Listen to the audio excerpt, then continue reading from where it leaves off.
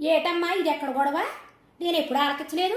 మా 90 కిడ్స్ అమ్మాయిలు పెళ్లి చేసేగానే తలంచుకుని పెళ్లి చేసేసుకోవడం, ఇద్దరు ముగ్గురు పిల్లల్ని కనడం, వాళ్ళ గుద్దలు కడగడం, ముక్కులు కడగడం, ఎప్పుడైనా మొగుడు వచ్చి గట్టిగా కేకలు వేసాడనుకో, గొడవ అయిందనుకో, అమ్మగారి ఇంటికి వెళ్ళిపోవడం, 4 రోజులు 3 రోజులు ఉండడం, ఒక 6 రోజులు గ్యాప్ వస్తుంది కదా. ఈలోగా మొగుడు వచ్చాడనుకో, మొగుడితో పాటు బట్టలు సర్దుకుంటూ మొగుడు వెనకాల వచ్చాడు.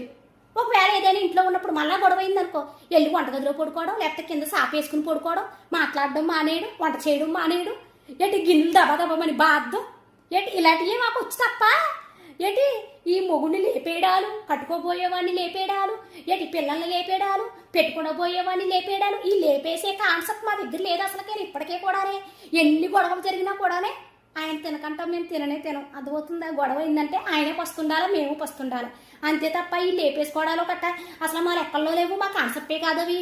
ఏదేమైనా కానీ మగపిల్లలు జాగ్రత్తగా ఉండాలి సుమ్మి. ఆ రోజున ఆడవాళ్ళంగా